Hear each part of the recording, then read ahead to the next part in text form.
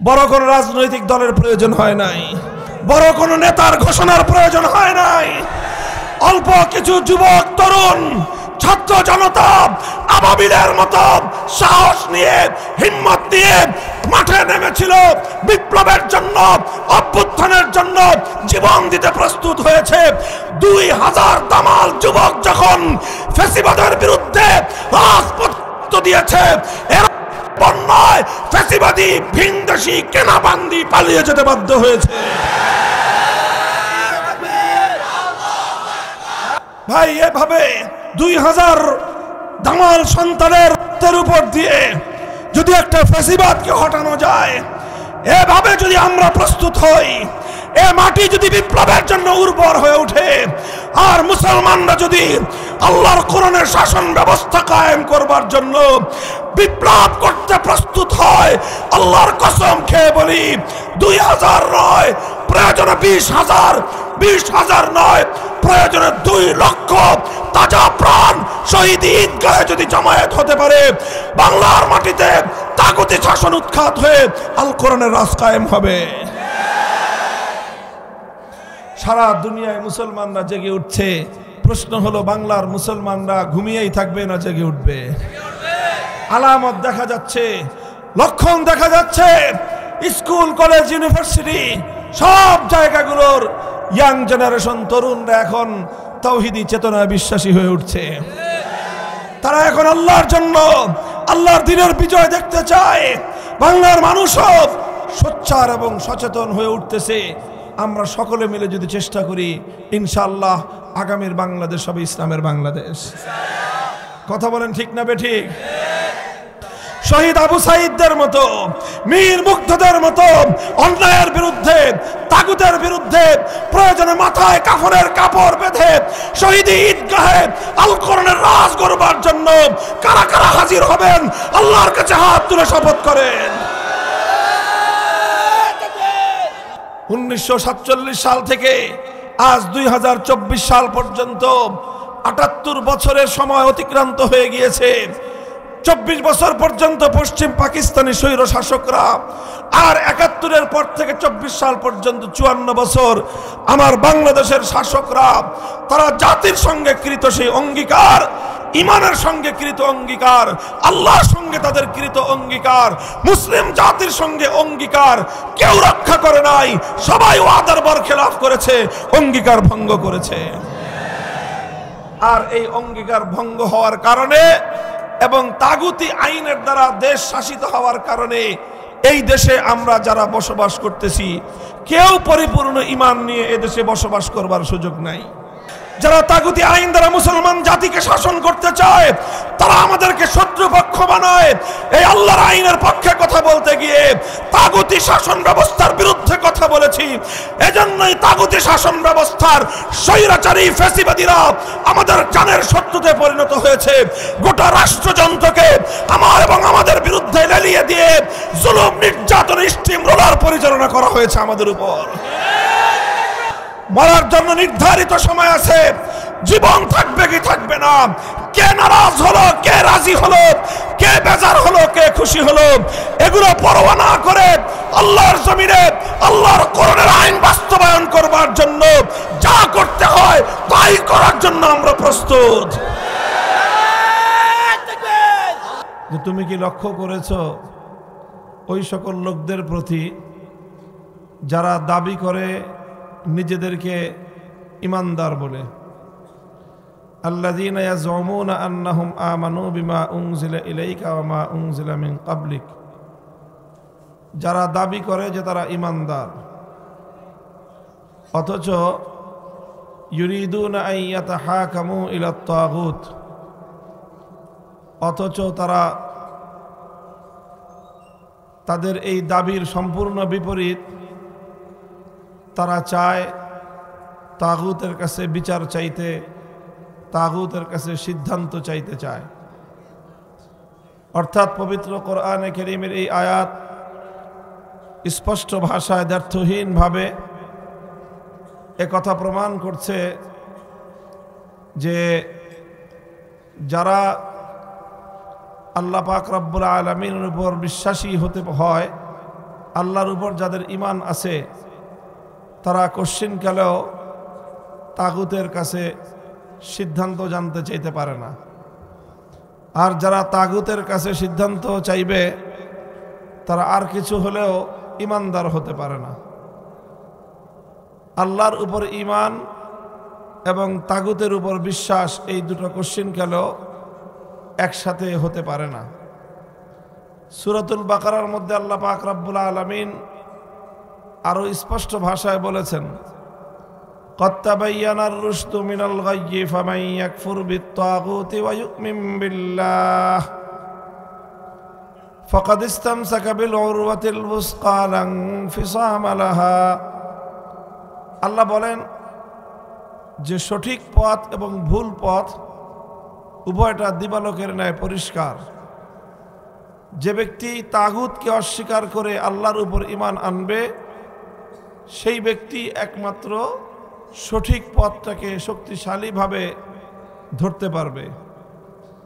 অর্থাৎ শুধুমাত্র আল্লাহর উপর ঈমান আনাই যথেষ্ট নয়, বরং সেই সঙ্গে তাগুতকে অস্বীকার করতে হবে। অন্যত্র আল্লাহ পাক রব্বুল আলামিন কোরআনে পাকের মধ্যে বলেছেন, আল্লাযীনা আমানু ইউকাতিলুনা ফী সাবিলিল্লাহ ওয়াল্লাযীনা কাফারু ইউকাতিলুনা ফী সাবিলিত তাগুত। আল্লাহ বলেন যারা ঈমানদার তারা আল্লাহর পথে লড়াই করে, যারা বেঈমান তারা তাগুতের পথে লড়াই করে। একটা কথাই প্রত্যেকটা আয়াতের মধ্যে ঘুরে ফিরে আসতেছে, সেটা হলো যে যারা তাগুতের অনুসারী, যারা তাগুতকে বিশ্বাস করে, যারা তাগুতকে অনুসরণ করে, যারা তাগুতের পথে লড়াই করে, এই সবগুলো বৈশিষ্ট্য হলো বেঈমানদের বৈশিষ্ট্য, কাফেরদের বৈশিষ্ট্য। মুহতারাম হাজরিন, প্রশ্ন করতে পারেন যে তাগুতটা কি জিনিস? এটা একটু বোঝা দরকার, যেহেতু পবিত্র কোরআনে কারীমের মধ্যে আল্লাহ পাক রব্বুল আলামিন বারবার এই শব্দটাকে প্রয়োগ করেছেন। যেহেতু কোরআনে কারীমের মধ্যে একটি বিষয় বারবার এসেছে, এই জন্য যারা পবিত্র কোরআনে কারীমের ব্যাখ্যা করেছেন, তাফসীর করেছেন, তারা সকলেই এই তাগুতের ব্যাখ্যা করেছেন, সংজ্ঞা দিয়েছেন, তার পরিচয় তুলে ধরেছেন। সমস্ত মুফাসসিরিনদের বক্তব্যগুলোকে একত্রিত করলে তার সারাংশ যা দাঁড়ায় সেটাকে আমরা সংক্ষিপ্তভাবে এভাবে বলতে পারি যে তাগুত বলা হয় যে আল্লাহ পাক রব্বুল আলামিনের জন্য যে নির্ধারিত মর্যাদা রয়েছে, আল্লাহর জন্য নির্ধারিত যে আসন রয়েছে, আল্লাহর জন্য যে নির্ধারিত বৈশিষ্ট্য রয়েছে, আল্লাহর সেই আসনে, আল্লাহর সেই মর্যাদায় যদি আল্লাহ ছাড়া অন্য কাউকে কেউ স্থান দেয় তাহলে তাকেই বলা হয় তাগুত। অর্থাৎ আরো সহজ ভাষায় বলতে গেলে আল্লাহর জায়গায় যদি অন্য কাউকে বসানো হয় তাকেই বলা হয় তাগুত। আপনারা কথা বুঝতেছেন? আমার কথা বুঝলে একটু রিপ্লাই করবেন, প্রতি উত্তর দিবেন, তাহলে বুঝতে পারবো যে আপনারা আমার কথা বুঝতেছেন। এটা ঈমানের খুব গুরুত্বপূর্ণ একটা বিষয়। আপনারা জানেন, যারা আমার আলোচনা শুনে অভ্যস্ত, যে আমি এক ধরনের বিশেষ বিষয়ের উপর বেশি আলোকপাত করে থাকি। সেটা হলো যেই সকল জায়গা দিয়ে আমাদের সমাজে ব্যাপকভাবে ঈমানদার মানুষের ঈমান ধ্বংস হয়, মুসলমানদের ঈমান হরণ হয়, সেই জায়গাগুলো নিয়ে আমি কথা বেশি বলি। আর এই কথা বলতে গেলে একটা প্রসঙ্গ আমার আলোচনার মধ্যে ঘুরে ফিরে আসে। সেই প্রসঙ্গটা হলো রাষ্ট্র এবং রাজনীতি। এই কথাটা আমার আলোচনায় আসে। কারণ কেন আসে? অনেকে মনে করে যেটা আমি রাজনীতি করতেছি, রাজনৈতিক আলোচনা করি না। আমি রাজনৈতিক আলোচনা করি না, বরং আমি রাজনীতির সাথে সংশ্লিষ্ট কোরআনে কারীমের এবং ইসলামের দৃষ্টিভঙ্গি তুলে ধরি।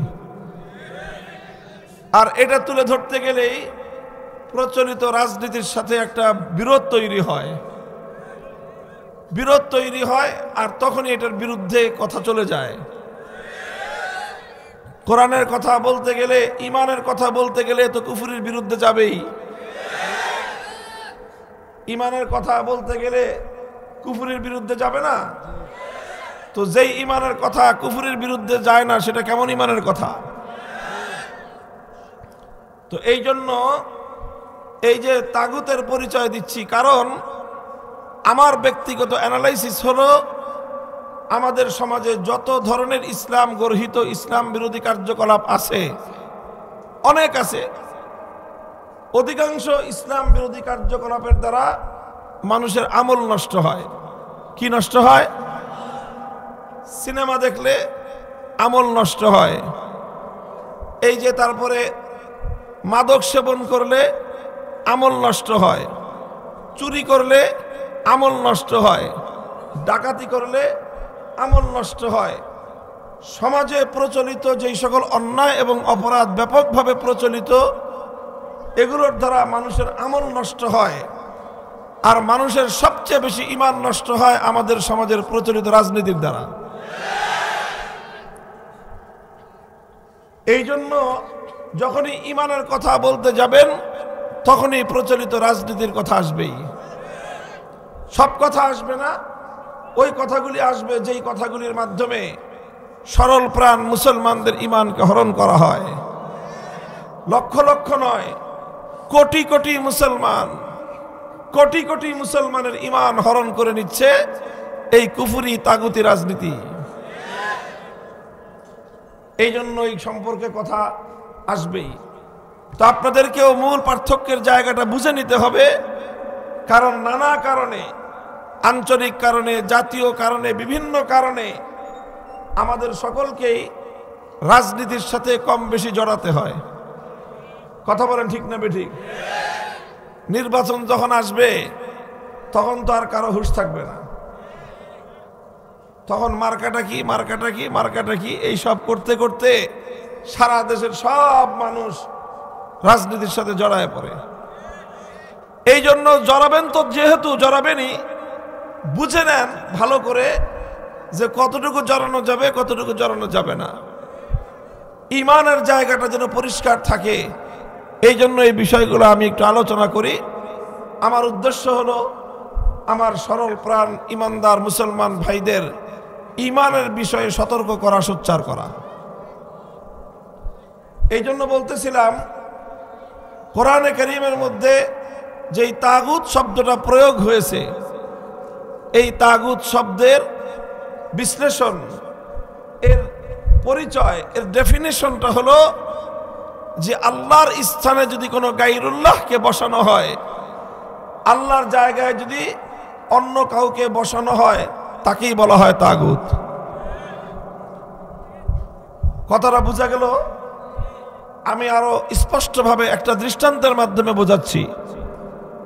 যেমন ধরেন, ইবাদতের এই মহাবিশ্বের মধ্যে, আসমান এবং জমিনের মধ্যে ইবাদতের উপযুক্ত একমাত্র কে? ইবাদতের উপযুক্ত একমাত্র।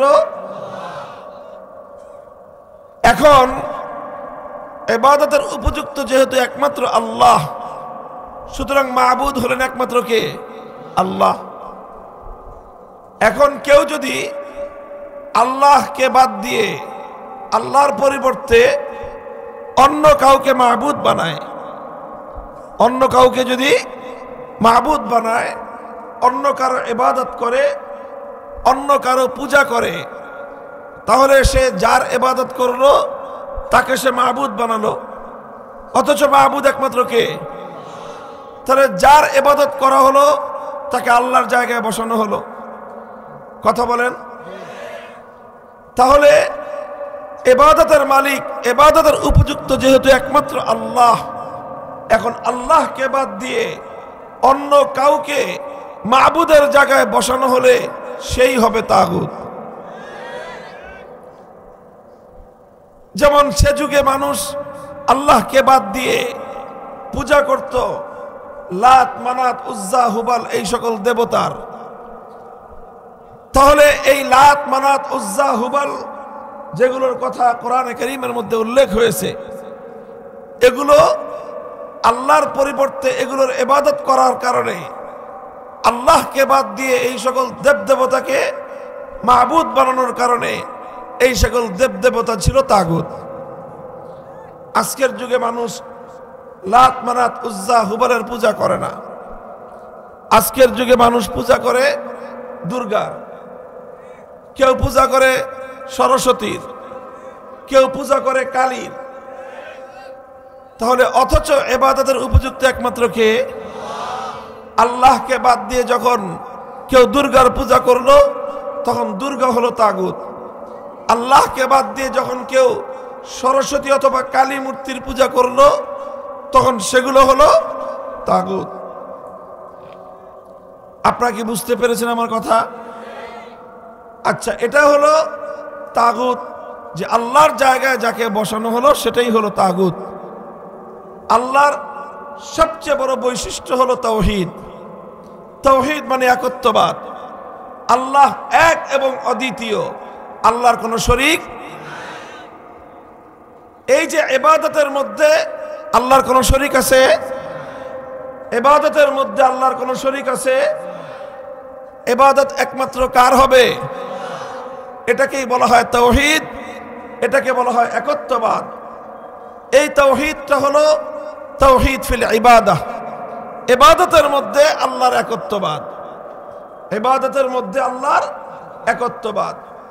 তো ইবাদতের মধ্যে আল্লাহর সঙ্গে অন্য কাউকে শরীক করা যাবে না। যদি ইবাদতের মধ্যে আল্লাহর সঙ্গে অন্য কাউকে শরীক করা হয়, যাকেই শরীক করা হবে তার পরিচয় হবে সেই তাগুত। মুহতারাম হাজিরিন, এটা হলো ইবাদতের ক্ষেত্রে কথা। আমার আল্লাহ পাক রব্বুল আলামিনের যেরকম ইবাদতের মধ্যে আল্লাহ এক এবং অদ্বিতীয়, ঠিক এরকম আমার আল্লাহ পাক রব্বুল আলামিনের তাওহীদ এবং আল্লাহ পাকের একত্ববাদের আরো কিছু ক্ষেত্র রয়েছে। তার মধ্যে আরেকটা ক্ষেত্র হলো তাওহীদ ফিল হাকিমিয়াহ। এটাকে বলা হয় তাওহীদ ফিল হাকিমিয়াহ। হাকিমিয়াহ মানে হলো আসমান এবং জমিন সহ কুল কায়নাতের মধ্যে, সমস্ত মাখলুকাতের মধ্যে আইন তৈরি করবার, বিধান তৈরি করবার একমাত্র অধিকার কার? ইবাদতের মালিক একমাত্র যেমন কে? ওটাকে বলা হয় তাওহীদ ফিল ইবাদাহ, ইবাদতের তাওহীদ। ঠিক তদ্রূপ আইন তৈরি করবার, বিধান তৈরি করবার চূড়ান্ত ক্ষমতা একমাত্র কার? এটা হলো আইন তৈরি করবার তাওহীদ। এটাকে আরবিতে বলা হয় তাওহীদ ফিল হাকিমিয়াহ। ইবাদতের মধ্যে যেরকম আল্লাহর সঙ্গে অন্য কাউকে শরীক করলে একজন মানুষের ঈমান থাকতে পারে না, ঠিক তদ্রূপ আল্লাহ পাক রব্বুল আলামিনের আইন তৈরি করবার, বিধান তৈরি করবার যে একচ্ছত্র ক্ষমতা আছে, ওই ক্ষমতার সঙ্গে অন্য কাউকে শরীক করলেও একজন মানুষের ঈমান থাকতে পারে না। আইন তৈরি করবার চূড়ান্ত ক্ষমতা একমাত্র কার? কেউ প্রশ্ন করতে পারেন, তাহলে মানুষ কি কোনো আইন করতে পারবে না? রাষ্ট্র বা সরকার কি কোনো আইন করতে পারবে না? কোন কর্তৃপক্ষ, কোন কমিটি, তারা কি কোনো আইন করতে পারবে না? কোন আদালত, কোন বিচারক, তারা কি কোনো আইন করতে পারবে না? এই যদি কেউ প্রশ্ন করেন, সেই প্রশ্নের জবাব হলো হ্যাঁ, মানুষ আইন করতে পারবে, সরকার আইন করতে পারবে, রাষ্ট্র আইন করতে পারবে, আদালত আইন করতে পারবে, যে কোনো কর্তৃপক্ষ আইন করতে পারবে। তবে সবাই আইন করতে পারবে একটা শর্তে। কিভাবে পারবে? বলেন কিভাবে পারবে? কিভাবে পারবে? এক শর্তে আইন করতে পারবে। শর্তটা কি? শর্তটা হলো এই, মানুষের বানানো কোনো আইন, মানুষের বানানো কোনো বিধান আমার আল্লাহর কোনো আইন বা বিধানের বিরোধী হতে পারবে না। যে কোনো সরকার আইন করতে পারবে, তবে এমন আইন করতে পারবে না যে আইন আল্লাহর আইনের বিরুদ্ধে যায়। কর্তৃপক্ষ আইন করতে পারবে, তবে এমন আইন করতে পারবে না যে আইন আমার আল্লাহর আইনের বিরুদ্ধে যায়। আল্লাহর আইনের বিরুদ্ধে যদি কেউ আইন তৈরি করে, তাহলে যেই আল্লাহর আইনের বিরুদ্ধে আইন করবে সে আল্লাহর আসন নিয়ে টানাটানি করলো, সে আল্লাহর বিরুদ্ধে চ্যালেঞ্জ ছুড়ে দিল, তাকেই বলা হবে তাগুত। যেরকম আল্লাহর জায়গায় অন্য কারো ইবাদত করা হলে সে যেরকম তাগুত, আল্লাহর আইনের বিরুদ্ধে কেউ আইন করলে সেও একই রকম তাগুত। আল্লাহর আইনের বিরুদ্ধে যদি কোনো রাজা বাদশাহ আইন করে সেই রাজা বাদশাকে বলা হবে তাগুত। আল্লাহর আইনের বিরুদ্ধে যদি কোনো রাষ্ট্রপতি আইন জারি করে সেই রাষ্ট্রপতিকে বলা হবে তাগুত। আল্লাহর আইনের বিরুদ্ধে যদি কোনো প্রধানমন্ত্রী আইন জারি করে সেই প্রধানমন্ত্রীকে বলা হবে তাগুত। আল্লাহর আইনের বিরুদ্ধে যদি কোনো বিচারপতি আইন জারি করে সেই বিচারপতিকে বলা হবে তাগুত। আল্লাহর আইনের বিরুদ্ধে যদি কোনো আইন পরিষদ, কোনো সংসদ যদি কোনো আইন পাশ করে সেই গোটা সংসদকেই বলা হবে তাগুত। মুহতারাম হাজিরিন, এটা একটা পরিষ্কার কথা। এই কথাগুলো বলতে গেলে এই তো যখন যারা আল্লাহর আইনের বিরুদ্ধে আইন করতে চায় বা আইন করে এদের আতে গা লাগবে, এদের স্বার্থে আঘাত লাগবে, আর তখনই এরা বলবে যে হুজুর রাজনীতির পেছাল বন্ধ করেন। অথচ এটা রাজনীতির পেছাল না, এটা ঈমানের কথা। এ কথা যদি রক্ষা করা না যায় ঈমান রক্ষা করা যাবে না। এভাবেই আমার সরল প্রাণ বাংলার হাজার হাজার নয়, লক্ষ লক্ষ নয়, কোটি কোটি ঈমানদারের ঈমান হরণ করে চলছে এই তাগুতের দোসরেরা। মুহতারাম হাজিরিন, কথাটা পরিষ্কার যে আল্লাহর আইনের বিরুদ্ধে আইন করবার অধিকার দুনিয়ার কোনো শক্তির নাই। শুধু রাষ্ট্র নয়, শুধু সরকার নয়, শুধু মন্ত্রী পরিষদ নয়, শুধু সংসদ নয়, সারা দুনিয়ার 700 কোটি মানুষ যদি মিলে কোনো একটা বিধান তৈরি করে, কোনো একটা আইন তৈরি করে, আর সেই আইন যদি আমার আল্লাহর কোনো একটা আইনের 100 ভাগের 1 ভাগের বিরোধী হয়, সে আইন বাতিল বলে গণ্য হবে। আসমান এবং জমিনের মধ্যখানে আইন তৈরি করবার, বিধান তৈরি করবার চূড়ান্ত ক্ষমতা একমাত্র কার? মুহতারাম হাজিরিন, এটা হলো ঈমানের একটা গুরুত্বপূর্ণ জায়গা। কোরআনে কারীমের অসংখ্য আয়াতের মধ্যে আল্লাহ পাক রব্বুল আলামিন আইন এবং বিধান তৈরি করবার ক্ষেত্রে আমার আল্লাহ পাক রব্বুল আলামিনের নিরঙ্কুশ এই ক্ষমতার কথা বলা হয়েছে। মুহতারাম হাজিরিন, আমি আপনাদেরকে জিজ্ঞাসা করি, আচ্ছা বলেন তো, একজন মানুষ যদি 24 ঘন্টার মধ্যে 23 ঘন্টা 55 মিনিট শুধু এক আল্লাহর ইবাদত করে, শুধু 5টা মিনিটের জন্য দুর্গার পূজা করে, বলেন লোকটা ইমানদার না বেঈমান? অথচ সে আল্লাহর ইবাদত করছে 23 ঘন্টা 55 মিনিট। 23 ঘন্টা 55 মিনিট আল্লাহর ইবাদত করেও একজন মানুষ ইমানদার থাকতে পারলো না, কারণ সে 5 মিনিটের জন্য শিরক করেছে। কথা বলেন ঠিক কিনা? আচ্ছা 5 মিনিট না, 1 মিনিটের জন্য যদি করে, 1 মিনিট না, যদি 1 সেকেন্ডের জন্য প্রতিদিন কেউ দুর্গার পূজা করে অথবা কোনো গায়রুল্লাহর পূজা করে, কোন দেবতার পূজা করে, ঈমান থাকতে পারে? যেমনি ভাবে ইবাদতের মধ্যে আল্লাহর সঙ্গে অন্য কাউকে 1 সেকেন্ডের জন্য কেউ শরীক করলে তার ঈমান থাকে না, ঠিক তদ্রূপ কেউ যদি মনে করে আল্লাহর আইনের বিরুদ্ধে অন্য কেউ আইন তৈরি করতে পারবে, আল্লাহর আইনের বিরুদ্ধে অন্য কেউ, সে যত বড় কর্তৃপক্ষই হোক না কেন, যত বড় সরকার হোক না কেন, যত বড় অথরিটি হোক না কেন, যত বড় রাষ্ট্রই হোক না কেন, যত বেশি মানুষের সংখ্যায় হোক না কেন, সারা দুনিয়ার মানুষ মিলে যদি একটা আইন আল্লাহর আইনের বিরুদ্ধে করতে পারে, এটা কেউ বিশ্বাস করে, সে হাজি হতে পারে, পাজি হতে পারে, গাজী হতে পারে, ইমানদার হতে পারে না। মুহতারাম হাজিরিন, কাজেই ইবাদতের দ্বারা আলহামদুলিল্লাহ আমাদের দেশের মানুষের মধ্যে ইবাদতের শিরক নাই, ইবাদতের শিরক নাই। আপনি এমন একটা মানুষ মুসলমানদের মধ্যে খুঁজে পাবেন না যে 2-4 মিনিটের জন্য দুর্গার পূজা করে। পাবেন? পাবেন? আরে দুর্গা তো পরের কথা, হিন্দুদের দেবতা তো পরের কথা। মুসলমানদের মধ্যে এমন মুসলমানই খুঁজে পাওয়া কঠিন যে মুসলমানদের মধ্যে কোনো পীর বুজুর্গের পূজা করে, এমন লোক মুসলমানদের মধ্যে নাই। আরে পূজা করবে তো দূরের কথা, মাজারে সেজদা করলেই তো মায়ের একটা মাটিতে পড়ে না। বড় বড় ওলিয়া উলিয়াদের মাজারে গিয়ে সেজদা করলে মুসলমানরা ছেড়ে দেয়? মায়ের একটাও তো মাটিতে পড়ে না। যারা সুন্নি বা যাদেরকে বেদাতি বলা হয় তারাও তো বলে যে না আমরা মাজার পূজা করি না, বলে কি বলে না? সুতরাং মুসলমানদের মধ্যে কেন মাজার পূজারি নাই?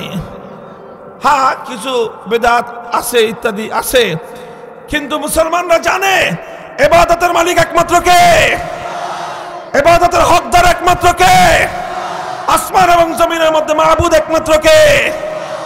এই জন্য আল্লাহ ছাড়া কোন গায়রুল্লাহর ইবাদত কোন মুসলমান করে না, কোন মুসলমান সহ্য করে না। কোন মূর্তির পূজা কেউ করে না, কোন অগ্নির পূজা কেউ করে না, কোন সূর্যের পূজা কেউ করে না। যেই সমস্ত জিনিসের পূজা অন্যান্য ধর্মাবলম্বীরা করে, মুসলমানরা জানে ইবাদত একমাত্র আল্লাহর। সুতরাং আল্লাহকে বাদ দিয়ে অন্য কোন মাখলুকের এক মুহূর্তের জন্য ইবাদত করলে ঈমান থাকে না। কিন্তু বড় আফসোসের বিষয়, যেই মানুষগুলো 24 ঘন্টার মধ্যে 1 সেকেন্ডের জন্য আল্লাহ ছাড়া অন্য কারো পূজা করতে প্রস্তুত না, সেই ধরনের অসংখ্য মানুষ আইন তৈরি করবার ক্ষেত্রে আমার আল্লাহর অধিকার কেড়ে নিয়ে বিভিন্ন কর্তৃপক্ষকে সেই অধিকার দিয়ে রেখেছে, অথচ নিজেদেরকে আবার ইমানদার বলেও পরিচয় দেয়। তাদের অবস্থাটাই আল্লাহ পাক কোরআনে পাকের মধ্যে তুলে ধরেছেন। ইয়াজউমুনা আন্নাহুম আমানু, তারা দাবি করে যে তারা ইমানদার। আল্লাহর কোরআনের ভাষ্য হলো তারা দাবি করে তারা ইমানদার, অথচ তারা তাগুতের কাছে বিচার চায়, তারা তাগুতের কাছে ফয়সালা জানতে চায়। কোরআনে কারীমের এই আয়াত দ্ব্যর্থহীন ভাবে কথা প্রমাণ করতেছে যে যারা তাগুতের কাছে, অর্থাৎ আল্লাহ ছাড়া অন্য কোনো আইনের কাছে যারা বিচার চায়, ফয়সালা জানতে চায়, সিদ্ধান্ত জানতে চায়, তারা ইমানদার বলে দাবি করলেও আল্লাহর কোরআনের ভাষায় আমার আল্লাহর নিকট তারা কোশ্চিনকালেও ইমানদার হতে পারে না। মুহতারাম হাজিরিন, কথা দীর্ঘ বলবার সুযোগ নাই। মুসলমানদের মধ্যে অভিশাপ ছিল না।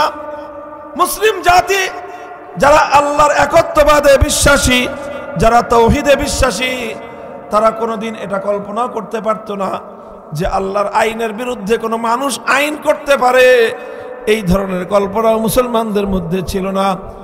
মুসলমানরা চিন্তাই করতে পারতো না যে মানুষ হয়ে আল্লাহর আসমানের নিচে, আল্লাহর জমিনের উপর বিচরণ করে, আল্লাহর বাতাস থেকে অক্সিজেন গ্রহণ করে, আল্লাহর পানি দিয়ে তৃষ্ণা নিবারণ করে, আল্লাহর নেয়ামতের মধ্যে ডুবন্ত থেকে কোনো মানুষ আল্লাহর আইনের বিরুদ্ধে আইন করতে পারে, এটা মুসলমানরা কল্পনা করতে পারতো না। এইভাবে 600 বছর পর্যন্ত মুসলমানদের মধ্যে কোশ্চিনকালেও এমন কোনো অভিশপ্ত ধারা দেখা যায় নাই যে কোনো ব্যক্তি আল্লাহর আইনের বিরুদ্ধে কোনো আইন করেছে। 7ম শতাব্দীতে সর্বপ্রথম মুসলিম জাতির উপর একটা আক্রমণ পরিচালিত হয়, মুসলমানদের উপর একটা আগ্রাসন চালায় হলো তাতারিরা। এই মঙ্গোলীয় সম্প্রদায় তাতারিরা মুসলমানদের উপর হামলা চালায়, মুসলমানদের দেশগুলোকে তারা ধ্বংসস্তূপে পরিণত করে একদিনে শুধুমাত্র মুসলমানদের বাগদাদের মধ্যে 10,000 মুসলমানকে ওরা শহীদ করে হত্যা করে। এইভাবে গোটা বিশাল অঞ্চল, মুসলমানদের একটা বিশাল এলাকা দখল করে নিয়ে তাতারিরা তারা সেখানে আল্লাহর আইনকে উৎখাত করে দিয়ে, আল্লাহর আইনকে তারা বাতিল বলে গণ্য করে, তাতারিরা তাদের নেতা চেঙ্গিস খানের বানানো আইনের একটা বই ছিল, সেই বইটার নাম ছিল ইয়াসেক। সেই ইয়াসেক বই, চেঙ্গিস খানের বানানো আইন তারা মুসলমান জাতির উপর চাপিয়ে দিল। হাজিরিন, ইতিহাস বলে এই ইয়াসেক গ্রন্থের আইন যখন মুসলমানদের উপর চাপানো হলো, ওলামায়ে উম্মত তারা এই আইনকে প্রতিহত করার জন্য, এই তাগুতি আইন ব্যবস্থাকে প্রতিহত করার জন্য, চেঙ্গিসি আইনকে প্রতিহত করার জন্য তারা অনেক ত্যাগ আর কোরবানি স্বীকার করেছেন, অনেক রক্ত দিয়েছেন, অনেক জীবন দিয়েছেন, অনেক কোরবানি স্বীকার করেছেন, কিন্তু এক মুহূর্তের জন্যও তারা চেঙ্গিস খানের বানানো আইনের সামনে মাথা নত করেন নাই। আবার মুসলমানদের এই কঠোর ভূমিকার কারণে, জিহাদের পর জিহাদ পরিচালনা করবার কারণে, তাতারিদের বিরুদ্ধে কঠোর পদক্ষেপ গ্রহণ করবার কারণে এক সময় তাতারিরা পরাস্ত হয়, পরাজিত হয়, মুসলিম জাতির মধ্যে আবার আল্লাহর আইন ফিরে আসে। মানুষের বানানো আইন, তাগুতের আইন, এটা উৎখাত হয়ে যায়। এরপর থেকে আবার 700 বছর পর্যন্ত মুসলিম জাতির মধ্যে আল্লাহর আইনে পরিচালিত হতে থাকে। এরপরে 18 শতকে যখন মুসলমানদের উপর পশ্চিমা ইউরোপিয়ানদের আগ্রাসন শুরু হয়, আমাদের এই ভারতবর্ষে যখন ব্রিটিশরা দখল করে নেয়, ব্রিটিশরা দখল করে নিয়ে তারা যেই কাজটা করে সেই কাজটা হলো আল্লাহর আইনকে উৎখাত করে দিয়ে ব্রিটিশরা তাদের বানানো আইন এই জাতির উপর চাপিয়ে দেয়। ব্রিটিশরা যখন এই জাতির উপর তাদের বানানো আইন চাপিয়ে দেয়, আল্লাহর আইনের বিরুদ্ধে যে আইন মানুষ বানায় সেটাকেই আমরা বলি তাগুতি আইন। এই তাগুতি আইন যখন আমার জাতির উপর, কাদের উপর চাপিয়ে দেওয়া হয়, ওলামায়ে কেরাম, আলেম সমাজ এই ব্রিটিশের বিরুদ্ধে লড়াই করেন, যুদ্ধ করেন। একের পর এক লড়াই হয়েছে, যুদ্ধ হয়েছে, এবং আল্লাহর জমিন থেকে তাগুতি আইনকে উৎখাত করার জন্য অনেক ত্যাগ আর কোরবানি স্বীকার করেছে। 190 বছর পর্যন্ত ব্রিটিশের বিরুদ্ধে জিহাদ আর সংগ্রামের পর ব্রিটিশরা এই দেশটা ছেড়ে পালিয়ে যেতে বাধ্য হয়। ব্রিটিশরা যখন এই দেশটা ছেড়ে চলে যায়, তখন এই দেশটা কিভাবে চলবে এটা নিয়ে একটা বিতর্ক হয় দুই জাতি, হিন্দু এবং মুসলমানদের মধ্যে। হিন্দুরা বলল সামনের দিনে আমাদের এই দেশটা চলবে ধর্মনিরপেক্ষ মতবাদ অনুযায়ী। মুসলমানরা, অধিকাংশ মুসলমানরা বললেন যে না, আমাদের দেশ আমরা স্বাধীন করেছি, জিহাদ করেছি, রক্ত দিয়েছি, জীবন দিয়েছি, ধর্মনিরপেক্ষ কুফরি মতবাদ অনুযায়ী দেশ চালানোর জন্য নয়। আমরা এই দেশটাকে স্বাধীন করেছি একমাত্র আল্লাহর আইন অনুযায়ী আমাদের দেশটাকে শাসন করার জন্য। শেষ পর্যন্ত হিন্দু মুসলমানরা তারা বিতর্কে এবং বিভক্ত হয়ে পড়লে দেশটাকে ভাগ করা হয়। হিন্দুদেরকে বড় ভাগটা দিয়ে ওদেরকে ধর্মনিরপেক্ষ মতবাদ পরিচালনা করবার জন্য দেশ দেওয়া হয়। মুসলমানরা যে এলাকাগুলোতে সংখ্যাগরিষ্ঠ ছিল সেই এলাকাগুলোতে মুসলমানদের জন্য আলাদা স্বাধীন আবাসভূমি করা হয়। একটাই মাত্র উদ্দেশ্য ছিল, মানুষের বানানো আইন, ব্রিটিশের বানানো আইন উৎখাত করে সেখানে আল্লাহর কোরআনের আইন বাস্তবায়ন করা হবে। এইভাবে 1947 সালে দেশ দুভাগ হয়। এক ভাগ হিন্দুদের শাসিত এলাকা, আর এক ভাগ মুসলমানদের শাসিত এলাকা। মুসলমানদের শাসিত এলাকায় অঙ্গীকার ছিল, জাতির সঙ্গে ওয়াদা করা হয়েছিল, শপথ করা হয়েছিল, কমিটমেন্ট করা হয়েছিল, মুসলমানদের শাসিত এলাকায় আইন চলবে আল্লাহর, সংবিধান হবে আল কোরআনের। কিন্তু দুর্ভাগ্য এবং পরিতাপের বিষয়, 1947 সাল থেকে আজ 2024 সাল পর্যন্ত 78 বছরের সময় অতিক্রান্ত হয়ে গিয়েছে। 24 বছর পর্যন্ত পশ্চিম পাকিস্তানি স্বৈর শাসকরা, আর 71-এর পর থেকে 24 সাল পর্যন্ত 54 বছর আমার বাংলাদেশের শাসকরা, তারা জাতির সঙ্গে কৃত সেই অঙ্গীকার, ইমানের সঙ্গে কৃত অঙ্গীকার, আল্লাহর সঙ্গে তাদের কৃত অঙ্গীকার, মুসলিম জাতির সঙ্গে অঙ্গীকার কেউ রক্ষা করে নাই। সবাই ওয়াদার বরখেলাফ করেছে, অঙ্গীকার ভঙ্গ করেছে। আর এই অঙ্গীকার ভঙ্গ হওয়ার কারণে এবং তাগুতি আইনের দ্বারা দেশ শাসিত হওয়ার কারণে এই দেশে আমরা যারা বসবাস করতেছি কেউ পরিপূর্ণ ঈমান নিয়ে এদেশে বসবাস করবার সুযোগ নাই। বলবেন কিভাবে সুযোগ নাই? আপনারা কি আর কিছুক্ষণ কথা শুনবার ধৈর্য আছে? তাহলে একটা প্রশ্ন করি আমি আপনাদের কাছে। দেখেন আমাদের পরিস্থিতিটা কতটা জটিল অবস্থায় আমরা আছি। ঈমানের দিক থেকে এই কথাগুলো কেউ আলোচনা করে না সমাজে। এই ধরনের কিছু কথা আমি আলোচনা করি, আমার মতো আরো কেউ কেউ হয়তো আলোচনা করেন। এই জন্য যারা সমাজে তাগুতি আইন বাস্তবায়ন করতে চায় আমরা তাদের চক্ষের শুল হয়ে যাই। যারা তাগুতি আইন দ্বারা মুসলমান জাতিকে শাসন করতে চায় তারা আমাদেরকে শত্রুপক্ষ বানায়। এই আল্লাহর আইনের পক্ষে কথা বলতে গিয়ে তাগুতি শাসন ব্যবস্থার বিরুদ্ধে কথা বলেছি। এজন্যই তাগুতি শাসন ব্যবস্থার স্বৈরাচারী ফ্যাসিবাদীরা আমাদের জানের শত্রুতে পরিণত হয়েছে। গোটা রাষ্ট্রযন্ত্রকে আমার এবং আমাদের বিরুদ্ধে লেলিয়ে দিয়ে জুলুম, নির্যাতন, স্টিম রোলার পরিচালনা করা হয়েছে আমাদের উপর।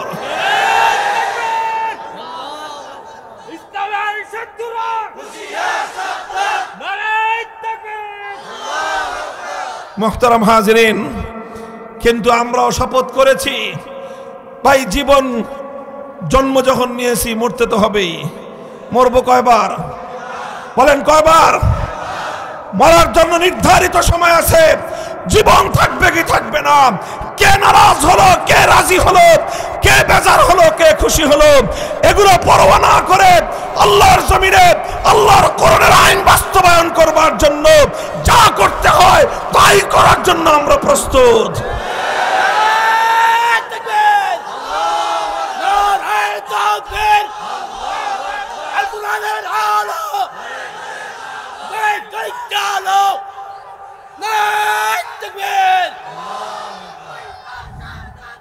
আপনারা সাথে থাকবেন তো আমাদের ইনশাআল্লাহ? আমি আপনাদেরকে বুঝাই পরিস্থিতির জটিলতাটা, ভয়াবহতা। পরিস্থিতি শুধু আমি এবং আপনি না, আমাদের গোটা দেশবাসী, যত মুসলমান আমরা এই ধরনের তাগুতি শাসনের অধীনে আমরা থাকি, আমরা ইমানের দিক থেকে একটা জটিল পরিস্থিতির সম্মুখীন আছি। পরিস্থিতিটা বোঝানোর জন্য একটা প্রশ্ন করে আপনারা বুঝে শুনে জবাব দিয়েন। আচ্ছা, আপনাদের বাড়িতে অনেক সময় চুরি হয়, ডাকাতি হয়। আচ্ছা, অনেক সময় নানা কারণে মানুষ খুন হয়। আচ্ছা, মনে করেন আপনার বাড়িতে চুরি হলো অথবা ডাকাতি হলো, অথবা আপনার কোনো আপনজন, আপনার ভাই, আপনার সন্তান, আপনার বাবা কোনোভাবে খুন হয়ে গেলেন, তখন আমাদের সমাজের মানুষরা কি করে বলেন? কি করেন? আইন আশ্রয় নেয় মানে কি করে? মামলা করে। কি করে? কথা ঠিক, মামলা করে। আচ্ছা, আপনি একটা মামলা করলেন, এরকম ঘটনা কি খুব রেয়ার না অহরহ এই ঘটনা ঘটতেছে? আমাদের অনেকেই নানা পরিস্থিতির সম্মুখীন হয়ে আমরা এই ধরনের মামলা মোকদ্দমার সাথে জড়িয়ে পড়ি। কথা বলেন ঠিক না বেঠিক? আচ্ছা, আপনি যেই মামলাটা করলেন, আদালত এটার বিচার করবে, সাক্ষী প্রমাণ যাচাই বাছাই করবে। সাক্ষী প্রমাণ যাচাই বাছাই করার পরে যদি আদালতের সামনে প্রমাণিত হয় যে হ্যাঁ, অমুকে চুরি করেছে, অমুকে ডাকাতি করেছে, অথবা অমুকে খুন করেছে, তখন আদালত চোরের বিরুদ্ধে, ডাকাতের বিরুদ্ধে, খুনির বিরুদ্ধে রায় দিবে কি দিবে না?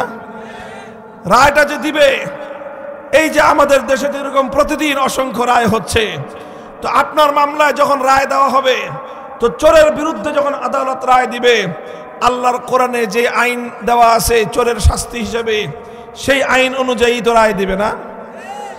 হ্যাঁ, আমাদের দেশে যেই রায় দিবে আদালত, এটা কি কোরআনের আইন অনুযায়ী দিবে? ডাকাতের বিরুদ্ধে যেই শাস্তি দিবে কোরআনের আইন অনুযায়ী দিবে? খুনির বিরুদ্ধে যেই শাস্তি দিবে কোরআনের আইন অনুযায়ী দিবে? তাহলে কোন আইন অনুযায়ী দিবে বলেন? কোন আইন? মানুষের বানানো আইন, এবং সেটা সাধারণ কোনো মানুষ না, ব্রিটিশের বানানো আইন। আমাদের ঢাকায় ব্রিটিশ কারা কারা জানেন? সমাজের সবচেয়ে বড় বাটপার যেই লোকটা, অর্থাৎ ধোঁকাবাজিতে তার সাথে কেউ পারে না, চিটারিতে তার সাথে কেউ পারে না, শেষ পর্যন্ত বলে শালা একটা ব্রিটিশ। বলে কিনা আপনাদের এলাকায় আছে এই পরিভাষা? তার মানে এটা কি? ব্রিটিশ মানেই হলো সবচেয়ে কঠিন বাটপার আর চিটার। এই ছলে বলে কৌশলে মানুষের সঙ্গে ধোঁকাবাজি করতে করতে ব্রিটিশরা আমাদের সঙ্গে 190 বছর পর্যন্ত এই ধোঁকাবাজি করছে। এই জন্য আমাদের দেশের মানুষ সবচেয়ে বড় ধোঁকাবাজ আর বাটপারকে বলে। সেই ব্রিটিশের বানানো আইনের দ্বারা বিচার করবে। এবার আপনি বলেন, ব্রিটিশ যে আইনটা করলো সেটা আমার আল্লাহর আইনের সপক্ষে না বিরুদ্ধে? তো আল্লাহর আইনের বিরুদ্ধে যারা আইন করে তাদেরকে কি বলা হয়? তাদেরকে বলা হয় তাগুত। আর কোরআন বলেছে যারা তাগুতের কাছে বিচার চাইতে যায় তারা সব বেঈমান। এবার এই কোরআনের আয়াত অনুযায়ী আমি এবার আপনাদের কাছে প্রশ্ন করি, এই যে আপনি চুরির মামলায় আপনি আদালতের কাছে বিচার চাইতে গেলেন, এই যে ডাকাতির মামলায় আপনি ডাকাতের বিরুদ্ধে যেই তাগুতের কাছে বিচার চাইতে গেলেন, কারণ তারা তো আল্লাহর আইন অনুযায়ী বিচার করবে না, তারা তাগুতের আইনের অনুযায়ী বিচার করবে। তো আপনি তাগুতের আইনের কাছে বিচার চাইতে গেলেন চোরের বিরুদ্ধে, আপনি ডাকাতের বিরুদ্ধে বিচার চাইতে গেলেন তাগুতের আইনের কাছে, আপনি খুনির বিরুদ্ধে বিচার চাইতে গেলেন তাগুতের আইনের কাছে। কোরআনে কারীমের সূরাতুন নিসার ৬০ নম্বর আয়াতে যে আল্লাহ বললেন, যারা তাগুতের কাছে বিচার চাইতে যায় তারা আর কিছু হলে ইমানদার হতে পারে না। এই আয়াতের ঘোষণা অনুযায়ী যারা এই প্রচলিত তাগুতি বিচার ব্যবস্থার কাছে বিচার চাইতে গেল, ঈমান আছে না গেছে? তো ঈমান আছে না গেছে? তো এখন তো আপনারা এই ফতোয়া দিতেছেন যে ঈমান নাই। তো যারা যারা মামলা করছে তারা তো সব তাগুতি আইনের কাছেই মামলা করেছে। এখন তাগুতি আইনের কাছে মামলা করলে কোরআনের ঘোষণা অনুযায়ী তো ঈমান থাকে না। তো ঈমান না থাকলে এখন করবেন কি তাহলে বলেন? উপায় কি? এখন কি মামলা না করে থাকবেন? চোর চুরি করে চলে যাক, মামলা করব না, কারণ মামলা করতে গেলে ঈমান থাকে না। এখন দেখেন সমস্যা কি, যদি আপনি চোরকে কিছু বলতে কিছু না বলেন, চুরি বাড়তে থাকবে। মামলা করতে গেলে ঈমান যায়, মামলা না করলে সম্পদ যায়। ডাকাতির বিরুদ্ধে মামলা করলে ঈমান যায়, মামলা না করলে ডাকাতি হয়। খুনির বিরুদ্ধে মামলা করলে ঈমান যায়, মামলা না করলে মানুষের জান যায়। সমস্যা কি সমস্যা না? বলেন সমস্যা কি সমস্যা না? ভাই, যারা তাগুতি আইনের কাছে বিচার চাইতে গেছে কোরআনের ফয়সালা অনুযায়ী তাদের ঈমান নাই, এবং আসলেই সেই অনুযায়ী আমাদের দেশের অধিকাংশ মানুষের ঈমান থাকার কথা না। তবে একটা কারণে ঈমানটা পরিপূর্ণ না গিয়ে এখনো ঝুলন্ত আছে, ঝুলে আছে বুঝেন, ঝুলে রয়েছে আর কি। একটা কারণে যায় না ঈমান। কি কারণে? সেই কারণটা হলো যে আমরা কেউ স্বেচ্ছায় তাগুতের আইনের কাছে বিচার চাইতে যাই না, আমরা যাই বাধ্য হয়ে। কথা বলেন ঠিক না বেঠিক? যদি এখানে আল্লাহর আইনের দ্বারা যদি বিচারের ব্যবস্থা থাকতো, আমরা কেউ তাগুতি আইনের কাছে বিচার চাইতে যাইতাম? আল্লাহর আইন অনুযায়ী যদি বিচার পাওয়ার ব্যবস্থা থাকতো, তাগুতি আইনের কাছে কোনো মুসলমান বিচার চাইতে যাইতো? তো মুসলমান তাগুতি আইনের কাছে বিচার চাইতে যায় কেন? খুশিতে না বাধ্য হয়ে? বাধ্য হয়ে যেহেতু যায়, এই জন্য ঈমান যায় নাই, ঈমানটা এখনো ঝুলে আছে। কিন্তু কথা হলো, ঈমান এইভাবে ঝুলে থাকবে কয় বছর? ঈমানটা এইভাবে ঝুলে থাকবে কয় বছর? কোরআনে কারীমের সূরাতুল মায়েদার মধ্যে আল্লাহ পাক রব্বুল আলামিন বলেছেন, হুররিমাত আলাইকুমুল মাইতাতু ওয়াদ-দামু ওয়া লাহমুল খিনজিরি ওয়া মা উহিল্লা বিহি লিগাইরিল্লাহ ফামান ইসতুররা গায়রা বাগিন ওয়ালা আদিন ফালা ইসমা আলাইহি ইন্নাল্লাহা গফুরুর রহিম। মরা গরুর গোশত খাওয়া হারাম, মরা গরুর গোশত খাওয়া, কুত্তার গোশত খাওয়া, শুয়োরের গোশত খাওয়া। তবে এই সকল হারাম গোশত যদি কোনো মানুষ এমন অবস্থায় পড়ে যায় জীবন বাঁচানোর জন্য হারাম খাদ্য ছাড়া কোনো হালাল খাদ্যের ব্যবস্থা তার কাছে নাই, সে কোনো ব্যক্তি যদি এমন একটা সংকটাপন্ন অবস্থায় পড়ে যায়, তার সামনে কোনো হালাল খাদ্য নাই, আছে শুধু মরার গরুর গোশত, অথবা আছে শুধু কুত্তার গোশত, অথবা আছে শুধু শুয়োরের গোশত। এখন এমন যদি কারো অবস্থা হয়ে যায়, এই গোশত না খেলে তার জীবন রক্ষা করা যাবে না, সেই অবস্থায় জীবন রক্ষা করার জন্য হারাম খাদ্য খাওয়া জায়েজ। কথা বলেন ঠিক না বেঠিক? এটা কোরআনে কারীমের সূরাতুল মায়েদার মধ্যে আল্লাহ বলেছেন যে একান্ত বাধ্য হয়ে জীবন রক্ষা করার জন্য যদি কেউ সামান্য পরিমাণ হারাম গোশত খায়, হারাম খাদ্য খায়, তাহলে সেটা তার জন্য কি আছে? বৈধ আছে।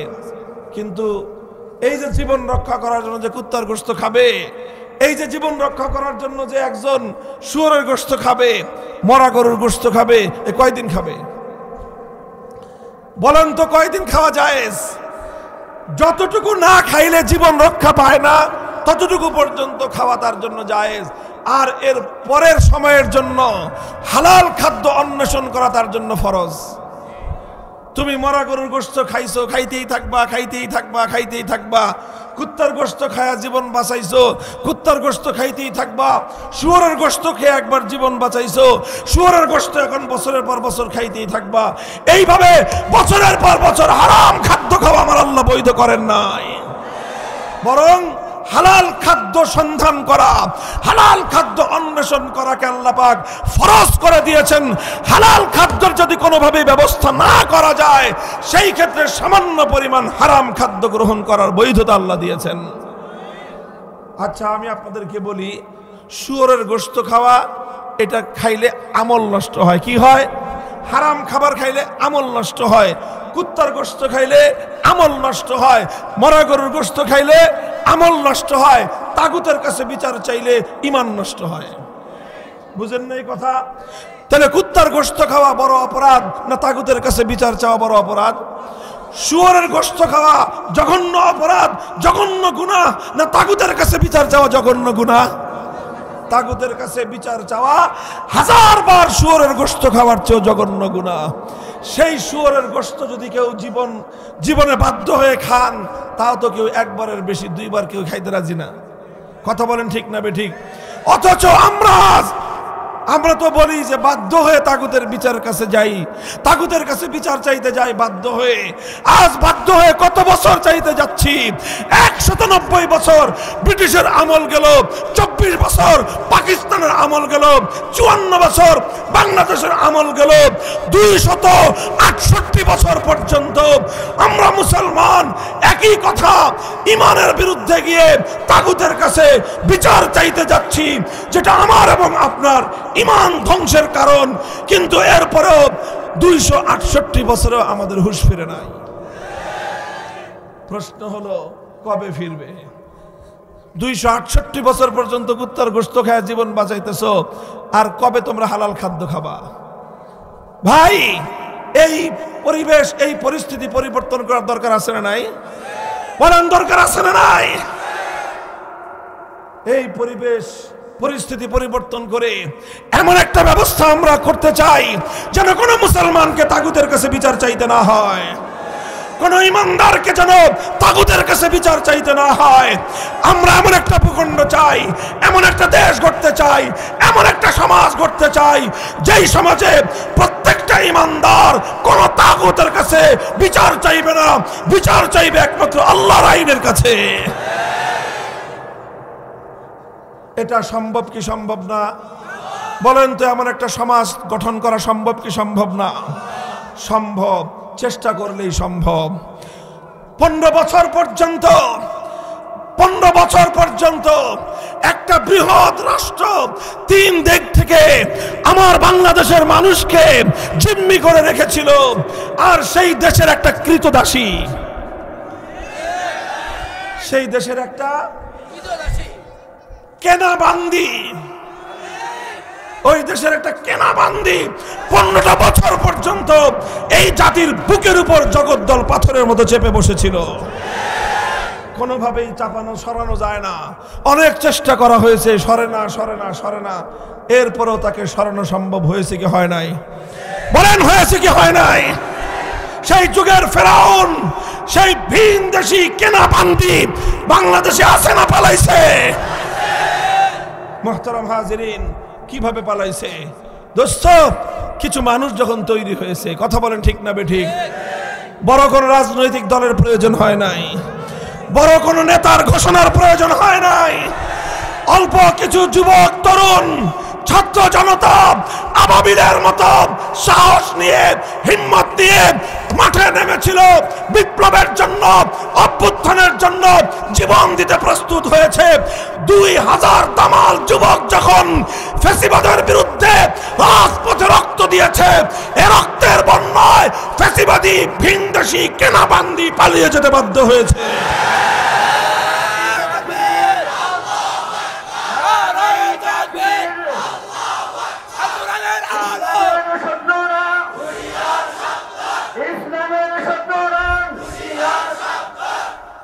ভাই, এভাবে 2000 দামাল সন্তানের রক্তের উপর দিয়ে যদি একটা ফ্যাসিবাদকে হটানো যায়, এভাবে যদি আমরা প্রস্তুত হই, এ মাটি যদি বিপ্লবের জন্য উর্বর হয়ে ওঠে, আর মুসলমানরা যদি আল্লাহর কোরআনের শাসন ব্যবস্থা কায়েম করবার জন্য বিপ্লব করতে প্রস্তুত হয়, আল্লাহর কসম খেয়ে বলি, 2000 নয়, প্রয়োজনে 20,000 নয়, প্রয়োজনে 2 লক্ষ তাজা প্রাণ শহীদ ঈদগাহে যদি জামায়াত হতে পারে, বাংলার মাটিতে তাগুতি শাসন উৎখাত হয়ে আল কোরআনের রাজ কায়েম হবে।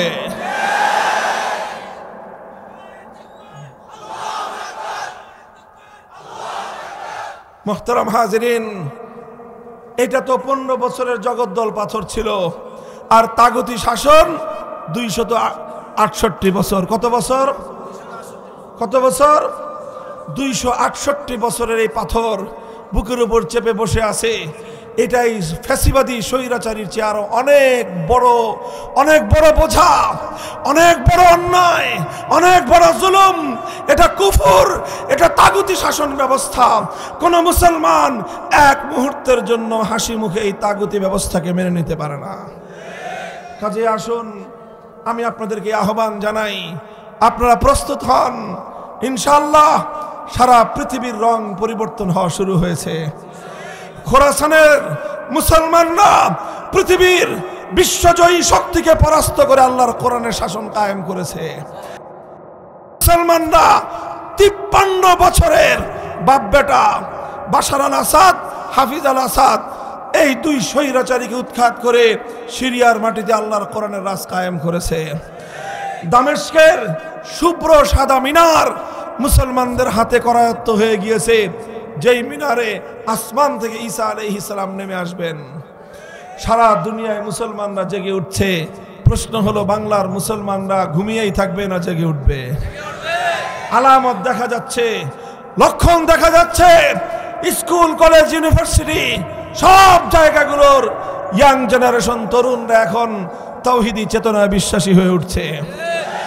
তারা এখন আল্লাহর জন্য, আল্লাহর দ্বীনের বিজয় দেখতে চায়।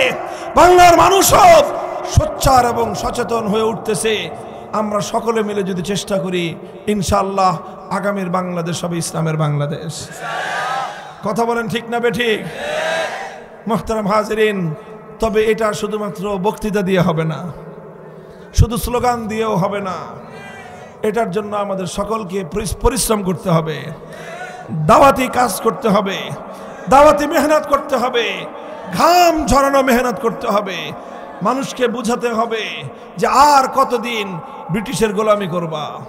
আমরা বলি, মুখে বলি স্বাধীন স্বাধীন স্বাধীন, 16ই ডিসেম্বর স্বাধীনতা দিবস পালন করি, বিজয় দিবস পালন করি, কিন্তু আসলে একটা মানচিত্র আর একটা পতাকা ছাড়া আমরা আর কোনো স্বাধীনতা পাই নাই। গোটা দেশ প্রশাসন চলে এখনো ব্রিটিশের আইন অনুযায়ী, বিচার ব্যবস্থা চলে ব্রিটিশের আইন অনুযায়ী, শিক্ষা ব্যবস্থা চলে ব্রিটিশের আইন অনুযায়ী।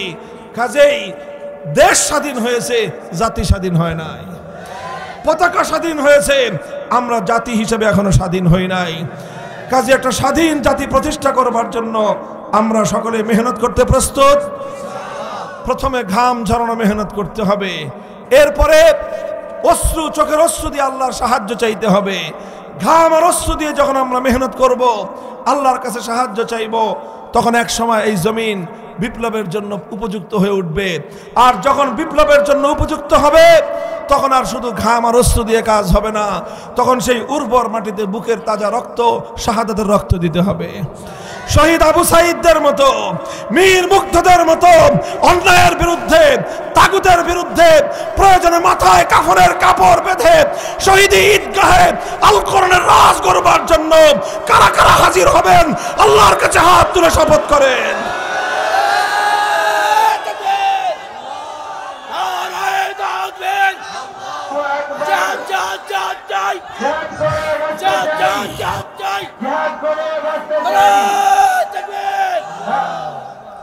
আল্লাহ পাক রব্বুল আলামিন আমাদের সকলকে কবুল করেন, তৌফিক দান করেন। ভাই, কথাগুলো শুধু মুখের মজার জন্য না, কানের মজার জন্য না, এগুলো আসলে হৃদয়কে নতুন করে ঢেলে সাজানোর জন্য, চিন্তাকে পুনর্গঠনের জন্য। ইনশাআল্লাহ কাজ করবেন তো? আপনারা যে শপথ করলেন, এই শপথ কার সাথে? আল্লাহ শুনছেন, এটা দেখছেন আল্লাহ। ইনশাআল্লাহ সবাই যার যার হিসাব আল্লাহর কাছে দিতে হবে। আমরা আমাদের জীবনে একটু পরিবর্তন আনি, আল্লাহ পাক রব্বুল আলামিন আমাদের অবস্থা, আমাদের দেশ, আমাদের হালাতকে পরিবর্তন করে দিবেন।